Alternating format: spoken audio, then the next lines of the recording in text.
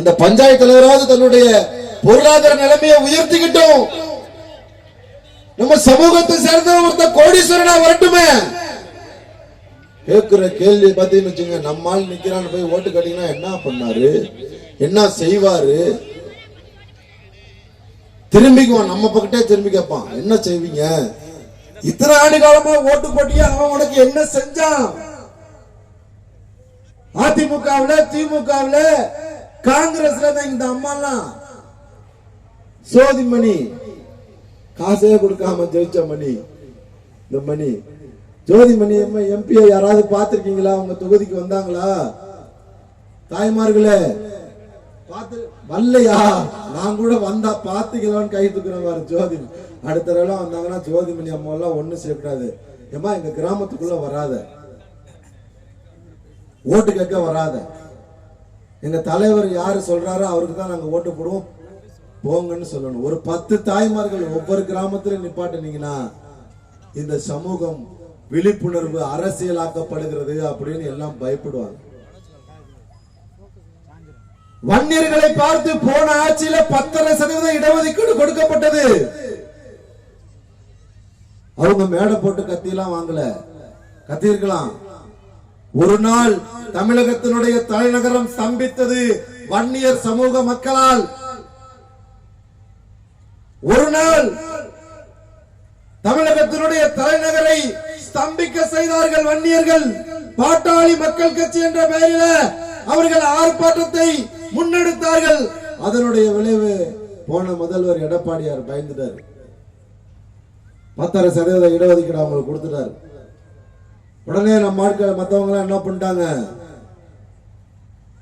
போராடி பஸ் மறியல் பண்ணி, ட்ரெயின் மறியல்னா நம்ம கம்யூனிஸ்டுக்காரங்க காங்கிரஸ்காரங்க பிஜேபி காரங்க எல்லாம் ரயில் மறியல்னு சொன்னா ஒரு ட்ரெயின் நிற்கும்.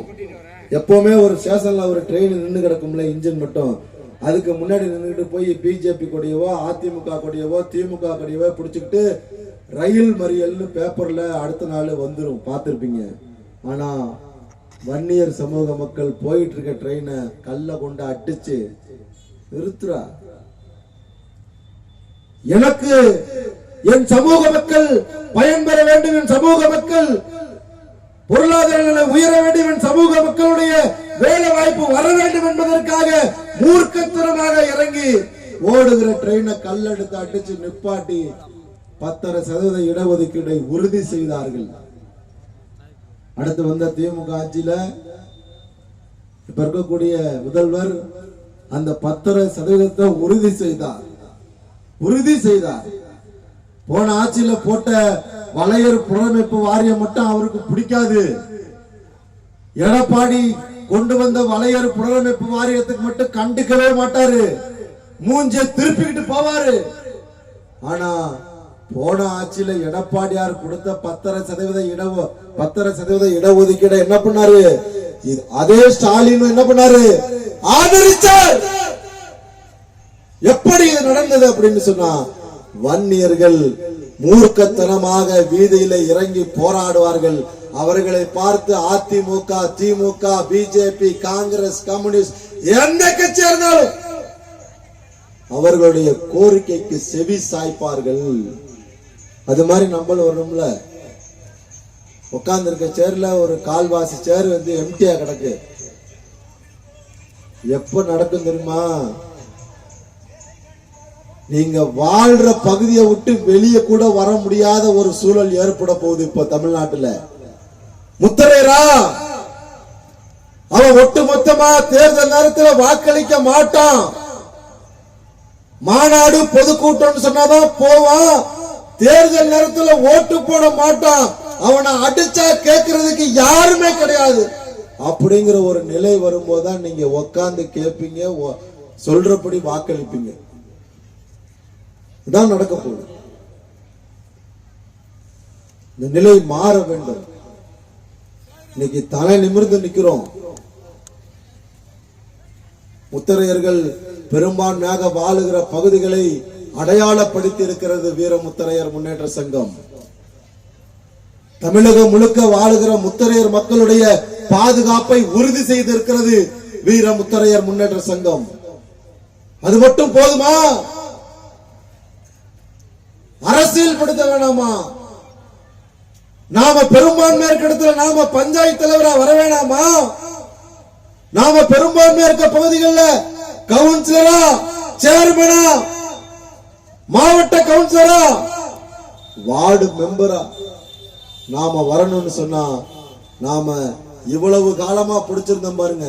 அதிமுக, திமுக, காங்கிரஸ், கம்யூனிஸ்ட், இப்ப வந்திருக்க பிஜேபி, எவனே பார்க்காத யாரு உங்ககிட்ட வந்து பேசினாலும் உங்களுடைய வாழ்வியலை யார் மாத்துவா? இதே பகுதியில பூசாரிகளுக்கு பிரச்சனை வந்தப்ப யார் நின்னது களத்துல? அவங்க அதிமுக இருந்தாங்க, திமுகவிலே இருந்தாங்க. அவங்க போய் அந்த மாவட்ட செயலாளரை பார்க்க முடியுமா? திமுகவில் இருக்கவங்க திமுக மாவட்ட செயலாளர் போய் ஐயா இதை பண்ணி கொடுங்கன்னு கேட்பாங்களா? இல்ல. அவர்களுக்கான அந்த உரிமையை, பாரம்பரிய உரிமையை பெற்றுக் கொடுத்தது யார்? வீர முத்தரையர் முன்னேற்ற சங்கம். தெரிஞ்சுக்குங்க. ஆபத்துன்னு சொன்னா களத்துல நின்னது வீர முத்தரையர் முன்னேற்ற சங்கம். இனிமேல் தமிழர் தேசம் கட்சி மட்டும்தான். அன்னைக்கு கொடுப்பான் 200 ரூபாய் 300 ரூபாய், அதோட முடிச்சுப்பான். இதோ வந்தோம் போனோம்னு மட்டும் இருக்காதீங்க. தயவு செஞ்சு பெரியவங்க, தாய்மார்கள்லாம் ஏதோ வந்தோம் பேசினாங்க கேட்டுட்டு போனோம் அப்படின்னு மட்டும் இருந்தீங்கன்னு சொன்னா தமிழகம் முழுக்க எல்லா இடத்திலையும் பார்க்கிறோம். நேத்து தஞ்சை மாவட்டம் பாபநாசம் சட்டமன்ற தொகுதியில கூட்டம் 1000 பேத்துக்கு குறையில, கலைஞ்சு போகல. ஏன் காரணம் சொன்னா ஒரு மாசத்துக்கு முன்னாடி தான் அந்த ஊர்ல ஒருத்தன் 7 பேரை வெட்டுறான். மாற்று சமூகத்தை சேர்ந்த ஒரு ஆள் என்ன பண்றான்? அவன் கஞ்சா விற்கிறதுக்கும் சரக்கு விற்கிறதுக்கும் இந்த மக்கள் தடையா இருக்காங்கன்னு சொல்லிட்டு நாம பெரும்பான்மையா வாழ்கிற கிராமத்துல 20 குடும்பம் 30 குடும்பம் உள்ளவன் என்ன பண்றான்? ஒரு ஆள் வந்து வயசான பாட்டி கைய, வயசான தாத்தாவெல்லாம் அடிச்சு கைய உடைக்கிறான், வெட்டுறான். அந்த மாதிரி ஒரு அநீதி நடந்ததுனால அந்த இடத்துல 1000 பேர் வந்து உட்கார்ந்துட்டு கடைசி வரைக்கும் எழுந்திருச்சே போகலையா? எல்லா இடத்துலயுமே நாம மாநாடு, பொதுக்கூட்டம், ஆர்ப்பாட்டம்னு சொன்னா நீங்க பெருந்திரளா கலந்துக்கிறீங்க.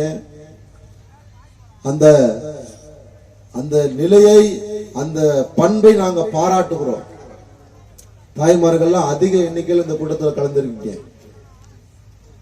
ஒரு ஆம்பளை வீட்டுல இருந்து வர்றது பெரிய விஷயம் இல்ல. தாய்மார்கள் வீட்டுல இருந்து வர்றது எத்தனை ஆயிரம் கேள்விகள் கேட்பாங்க. அதெல்லாம் தாண்டி இங்க வந்து உட்கார்ந்து இருக்கீங்க.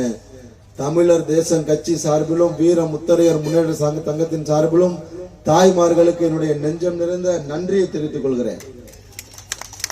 நம்ம வந்துடலாம் ஈஸியா, அவங்க வரணும்ல. அதனால தொடர்ச்சியாக தமிழர் தேசம் பின்னாடியும் வீர முத்தரையர் முன்னேற்ற சங்கத்துக்கு பின்னாடி நீங்க எல்லாம் பயணிக்கணும்.